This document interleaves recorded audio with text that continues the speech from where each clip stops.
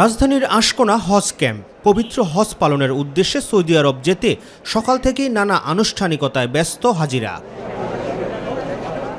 এবছর বাংলাদেশ থেকে হজযাত্রী পরিবহন করছে 3টি এয়ারলাইন্স। হজযাত্রার চতুর্থ দিনে সকাল থেকে লাইনে দাঁড়িয়ে লাগেজে ট্যাগ লাগানো সহ ইমিগ্রেশনের জন্য অপেক্ষা করতে দেখা যায় হজযাত্রীদের। কিছু কিছু বিষয়ে অভিযোগ থাকলেও সার্বিক হজ ব্যবস্থাপনায় সন্তুষ্টি প্রকাশ করেন তারা। এবছর সার্বিক পরিস্থিতি ভালোই মনে হচ্ছে। বর্তমান সরকারের কিছু গৃহীত পদক্ষেপে সবকিছু স্বচ্ছ এবং জবাবদিহি মনে হচ্ছে, কোনো ঝামেলা নাই। সার্বিক ব্যবস্থা ভালো পাচ্ছে। আমি বেশ কয়েকবার গেছি, তার ভিতরে এইবার ভালো পাচ্ছে। এখন পর্যন্ত কোনো পেরেশানিতে পড়ি নাই, আলহামদুলিল্লাহ অনেক ভালো লাগছে। সব মিলে হাজিরা অনেক কষ্টের মধ্যে হলেও যেহেতু একটা বড় ইবাদতের জন্য যাওয়া, সব কষ্ট মেনে নিয়েই ইনশাল্লাহ আমরা যাচ্ছি। শুক্রবার দুপুর পর্যন্ত বাংলাদেশ থেকে 37টি ফ্লাইটে মোট 15,154 জন হজযাত্রী সৌদি আরবের উদ্দেশ্যে রওনা হয়েছেন বলে জানিয়েছেন হজ অফিসের পরিচালক মোহাম্মদ লোকমান হোসেন।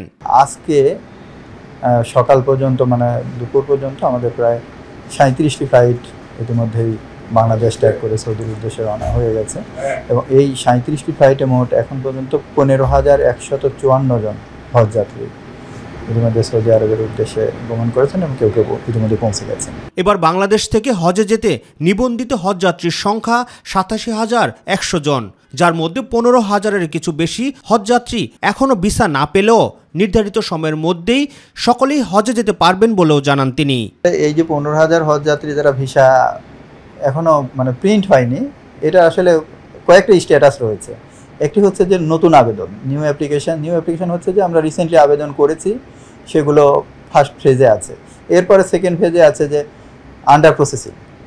তো এইগুলোর সংখ্যাই কিন্তু প্রায় 15,000-এর অধিকাংশই এই অবস্থায় রয়েছে, যেটা আসলে আমরা আশা করছি খুব শীঘ্রই, যেহেতু কিছু নতুন আবেদন হয়েছে কিন্তু আন্ডার প্রসেসিংয়ে আছে, এগুলো দ্রুতই ভিসা প্রিন্টের অবস্থায় চলে আসবে।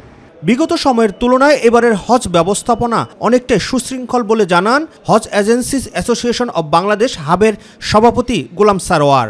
এবারের হজ 2025 আল্লাহ চাইতো এখন পর্যন্ত খুবই ভালো এবং সন্তোষজনক। আমাদের এখনও কোনো ফ্লাইট এবং কোনো ভিসার বিপর্যয় হয় নাই। এদিকে হজ পারমিট ছাড়া কাউকেই হজ পালন না করার অনুরোধ জানিয়েছেন ধর্ম বিষয়ক মন্ত্রণালয়। রাকিব হাসান, মাই টিভি, ঢাকা।